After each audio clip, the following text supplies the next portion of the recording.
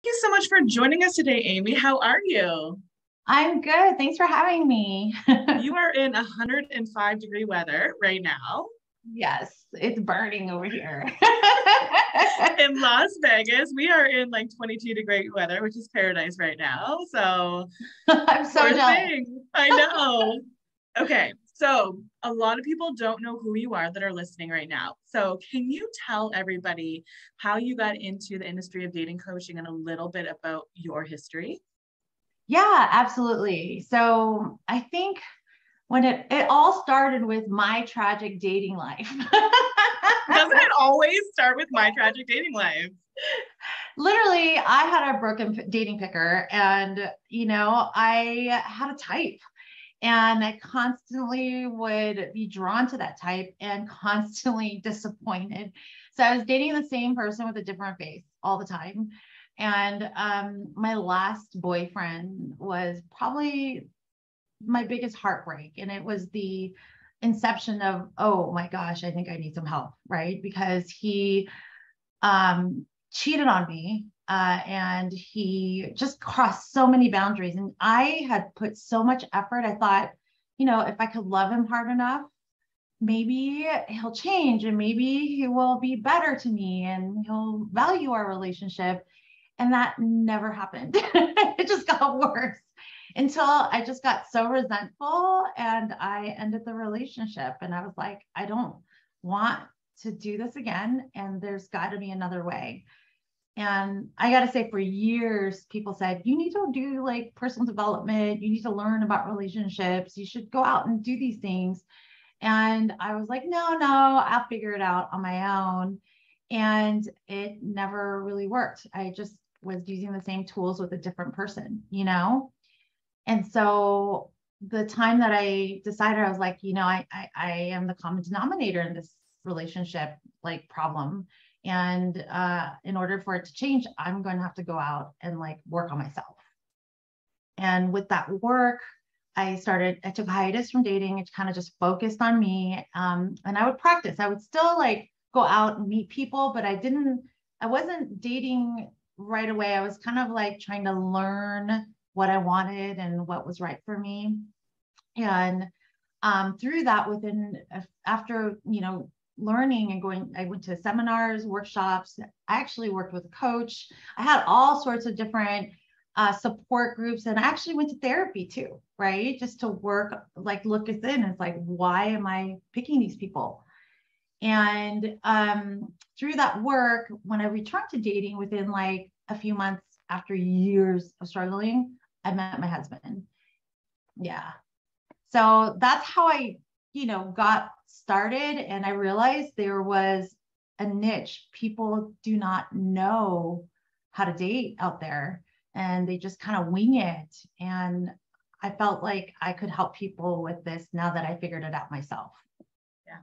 And that's actually why I reached out to you, is specifically because you like specialize in fixing your picker. And that's something as a matchmaker that I've had a hard time communicating to my clients on, what that looks like and how to fix that and doing the work to do that. So can you define or describe what a broken picker is and what it looks like? So those that are listening that may have it and don't know it will be like, oh, maybe I do have a broken picker. Yeah. So on the surface, we all know what good on paper is, right? Most of us have been, I guess, programmed by society to say, I want somebody that looks this way, that has this much wealth, and this and this and this. And we have this list, but those really aren't core values. And so we pick people for a lot of superficial things. And there's nothing, don't feel shameful for that, because this is what we've all been kind of taught, like, the next step, and you just look for those things. But the picker is picking a type and not really understanding why you're picking that type, but you're being drawn to that. And a lot of people don't know we are drawn to a lot of the dysfunction that we're familiar with too. And so that's where picking types can be very dangerous. And that to me is, and then also chemistry. It's important to have chemistry and attraction. However, if you're only basing it on those specific things, eventually it's like, when you buy a brand new car, it's like the shiny new car, and then it becomes a car, so you need to have more depth in there. Like, why did you pick this person? Because you'll get bored. Mm-hmm. Now, this might be a little bit too personal for you, but I was wondering, like, someone who had fixed their picker and then met your current husband, how different from your conventional type was he? Oh my gosh, so different. I was kind of a tomboy, so I liked the bad boys. I for sure my ex is like tattoos on him and like rocker guys, and just like my husband is like, collared shirt guy. And, when I first met him, he was on our first date, he had like grandpa tennis shoes. And I'm like, I'm switching those to Converse. That was his first, and so he is the nicest, kindest person, not selfish at all. And I have to say, like, totally opposite from my exes. Okay, so I'm really glad that we kind of talked about that, because I have a lot of clients that come to me and they realize that they have a broken picker. They actually say those words and they come to me because they want help to get outside of their conventional type. And so they tell me what they're looking for, and I go into my database and I pull up a really great match, somebody who's compatible, handsome, well-established, kind, genuine, and I think would be a great partner for them. And I send them out, but there was no chemistry on her part a lot of the time, or their part a lot of the time, because it's their first experience going outside of their type. Now, do you think that that is just a normal lack of chemistry, or do you think it's like a little bit of a broken picker syndrome? Like, what are your thoughts on that, that kind of thing? Is that a situation of bad picker, or is that just a situation of no chemistry? Yeah, so there's two parts of that for me. One, I feel, you have chemistry. Like, chemistry happens within like a few seconds. You meet somebody and you're like, I connect with this person, I don't, right? However, there's this thing called attraction, and attraction can grow. And attraction to me is usually, you hang out with someone for a few times, and then all of a sudden they start developing feelings for them because their core values are more aligned. So, when it comes to, is it a bad picker? If they're immediately writing a person off and the person has really good values and they are not giving a couple of dates a chance, then I would say the picker's a little off, right? Okay. Because they're not really getting to know, to see if there's an attraction that can build. Now, if they've dated somebody for like 3 or 4 dates and then it's just not going anywhere, then I say, okay, that's fine. Then that's just chemistry and attraction not growing, right? The chemistry is not there and the attraction is not growing. So how many dates would you say? So say they go on a date with somebody and, they seem like great people. They seem to have similar values. They're relatively attracted to them. Not sure if the chemistry is there, is the connection's there. How many dates would you recommend to just confirm that that is the case, or to see if it grows? Yeah, like I would say 3 dates for if you feel like no additional feelings, if nothing's growing, if their sense of humor is not growing on you, then I say be done with it. But but you do have to keep dating people. You even have an inkling of, oh, there's a little bit more, growth, there's a little bit more connection, keep going on those dates until, you can really confirm. Me and my guy were a slow burn. Yeah. What happened? Well, when I was on the first date with him, I knew that he was a great guy. I could tell he was genuine. He was kind. We had the banter. So the conversation was really nice.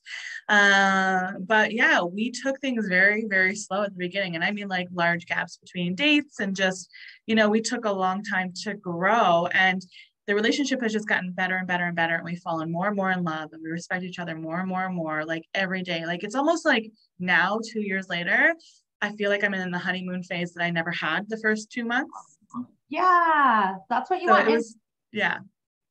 And honestly, that's really where the values come in, right? Because you're building a friendship, you're building a bond, and that's what marriage and relationships are really about. Once all the honeymoon phase part, the chemistry, the hormones, the chemicals burn off, And that's what you have. Yeah.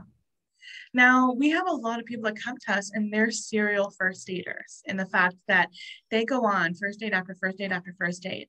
And it's a mixture of them not wanting to go on a second date and the other people as well. But majority of it is them saying that there's no chemistry or they're not the person for them. Do you think that that's just part of the dating process, or is that serial first dating, or is that people not giving someone a chance, like, or is that their picker? Like, what are your thoughts on that type of experience? Well, I see a couple patterns. I see that some people fear being vulnerable. And so they're afraid of getting hurt. And it's kind of a coping thing. They're putting themselves out there, showing that they are dating, but they're technically screening everybody out because they're trying to cover, protect their heart. I've seen that happen. I've seen people that are just so into a certain type that they can't break the type, and they're not looking past, going deeper. So that, serial first dates. And then I see people that just have really bad social skills. They cross boundaries, they insult people, they don't even know what they're doing, and they're just talking about themselves the whole time without asking a question, right? And caring about the other person across from them. So I've seen it all. Now, interesting where you talked about fear of being vulnerable, because that's a lot that I see and think is happening here too. And can you describe to me what vulnerability is in the dating world? I know that's probably a huge question, but can you kind of define that or tell us what that looks like? Yeah. I'm sure most people, or if you haven't heard of Brene Brown is a big advocate of being vulnerable, and vulnerability is the key to creating a deep connection with someone. And so a lot of people think vulnerability is weakness, or vulnerability is like dumping information. And that's not really vulnerability. Vulnerability is having the courage to show up, even in those moments where you feel fearful, or getting out of your comfort zone so that you can grow. And vulnerability is really about knowing that even though you may be flawed, or a person that has insecurities, but you still accept yourself and you love yourself, and you know that everyone else is kind of feeling the same way too. So when you're vulnerable, you can share your deepest needs, you can share your deepest fears to the person across from you, and you're more in touch with your feelings, and you can communicate that with the person across from you. Mm-hmm. Now, it's interesting that we're on this topic, because I had a gentleman client come to me, well, we were talking this week, and he was saying women very much want a vulnerable man, but he is absolutely clueless on what that looks like. And he was telling me some of the examples of him trying to be vulnerable. And a lot of it was, sharing a secret on a first date, or something about his life on a first date that in my opinion was a little bit too much for a first date, but that was his attempt to be vulnerable with the woman. But can you kind of explain, especially from a man's perspective, what being vulnerable looks like for a man when a woman wants him to be vulnerable? Yeah. So I work with both men and women, and this is a popular question. Women love men that can take accountability for their mistakes, that aren't like trying to deflect or place blame, or get so proud that they shut down. Instead, when they screw up, vulnerability is going, I made a mistake, I screwed up, and I'm not going to do that again, and I'm sorry. And that's just really what we want, is the accountability. And then with that, it creates empathy, it creates connection for both parties. Mm-hmm. Oh my gosh, that's so amazing. That's so true. Okay. And I was talking to my gentleman dating coach, and I was asking him what he thought vulnerability meant for men in the dating world. And he said that he thinks that vulnerability is, doing that approach. Like when you're attracted to someone, approaching them and asking them out, that's vulnerable in the dating world.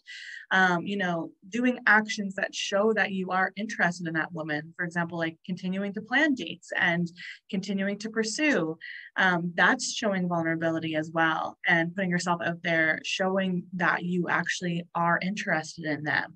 Now, there's a lot of fear in men to show that type of vulnerability, because that also, they kind of confuse that with neediness and some other dating coaching techniques out there, right? So do you ever hit a wall with like some other male dating coaching techniques and some of the clients that you're working with?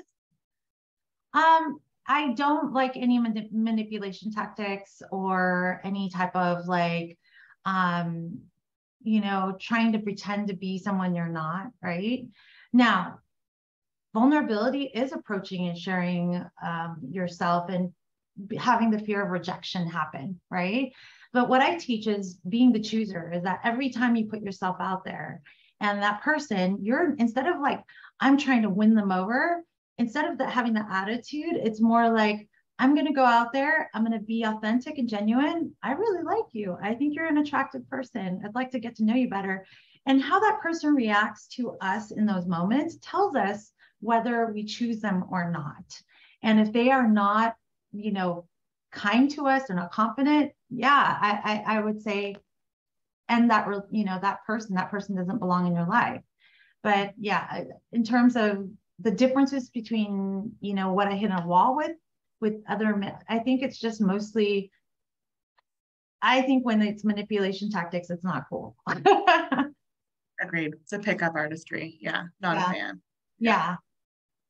Now, I'd love to talk about, you talk a lot on your Instagram page on emotional availability, and it kind of correlates with vulnerability as well. But sometimes we are so used to emotionally unavailable people that we don't even know the signs for people who are emotionally available. So how can someone tell early on if someone is emotionally unavailable or not? And what are the steps when you figure that out in that early stage relationship?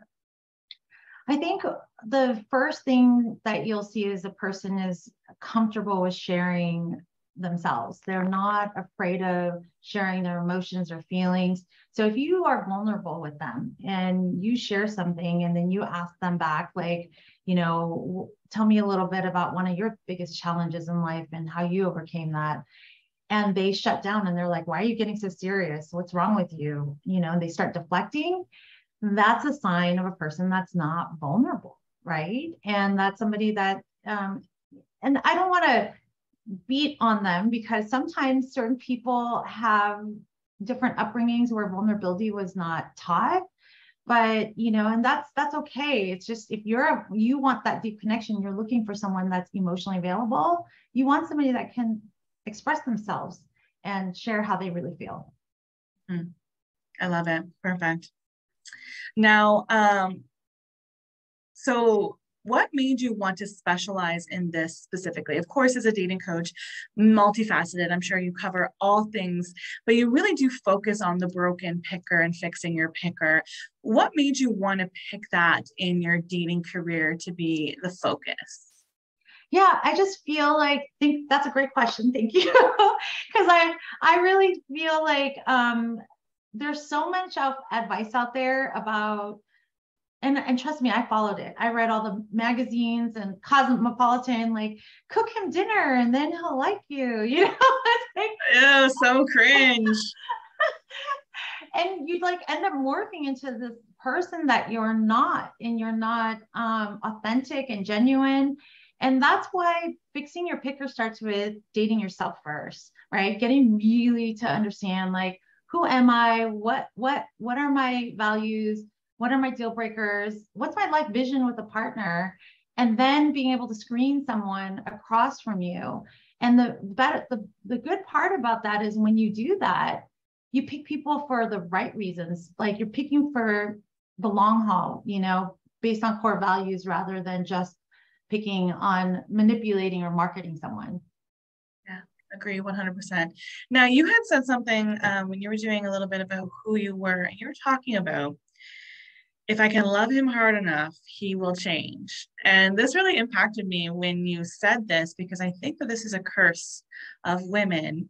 You know, maybe it's a little bit based on society and what our family has taught us, or even media, where, you know, we can fix the guy, we can love, our love will change them.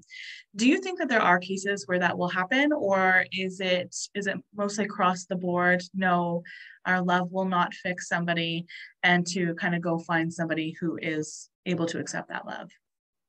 Yeah, I feel like you can't fix people, because if you are any two people walking into a relationship, you're not going and going, I like you and I'm going to fix you. And the other person go, yay, let's do this, right? People are going to get defensive. They want to be liked for who they are and accepted for who they are. So instead of trying to fix people, find people that you actually like and accept the way they are. Yeah, agreed 100%. Okay, so what are, say someone has listened to this episode and they are like, man, I did not know this, but I think I have a broken picker. What are some steps, like action point steps they can do to start dating themselves and start working on that growth to try to fix that picker? Like, what's the next thing they should do tomorrow to start that process? Yes, think of it like this. They're interviewing for the most important job in their life, right? They're interviewing people, and it's going to be their partner.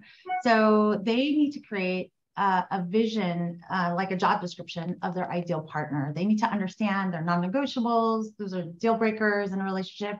They need to learn the skills. If they're scared of asserting themselves, if they fight or flight during conflict, they need to figure out how to learn those skills so that they can ask for their needs to be met. And they need to like dream out their real relationship that they deserve without anybody's influences, like getting into the core of who they are. And then most importantly, they need to work on their self-confidence. Mm-hmm. Yeah. Now, what are some steps on self-confidence, man? That is a doctorate thesis on its own. Like, what are some first steps in even in self-confidence and starting to build that? Like, if they were to start that tomorrow, like, hey, I'm lacking some confidence. Like, what are some first steps for that? When I see people that lack self-confidence, the first thing I see is that they have a really negative narrative about themselves. Oh, and yeah. So it's about speaking to yourself as you would with somebody you loved. So the minute that they catch themselves saying, I'm to this or I'm to that, they need to shut it down and be their best cheerleader and be like, no, you're really not. Everyone feels the same way you feel.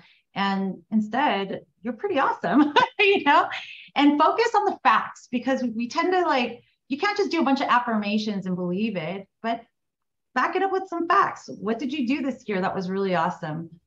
You know, I volunteered, I helped my neighbor with their groceries. Like, catch those moments, and that's what makes you build confidence. I love it. That's so true. The limiting beliefs, man, they get everybody. Yeah. They get everybody. It's like those Dove commercials where they would bring someone in the room. They're like, okay, now write down what you think to yourself when you're most angry at yourself. And then they send that script to somebody else and they're saying, okay, now say this to this person. And they're like, oh my gosh, I could never do it. But it's what that person was saying to themselves. Yep. And that really is a beautiful thing to kind of switch that narrative in our head. Absolutely. I love it. Well, thank you so much for coming in today. Now, I would love for you to tell everybody where they can find you, where your socials are on your website, as well as if they wanted to work with you, what would that look like? Yeah. Okay. Thank you. So amythedatingcoach.com, that's where I'm on Instagram. And then that's my website too. So it's AMIE, the dating coach. And then if you want to work with me, just go to my website. I have an assessment you can take. There's a quiz, and then you can book an appointment. We can connect and talk. It's really about finding out why your dating picker is broken and how to level that up so that you can pick the right person. If you guys want to fix your picker, go to Amy.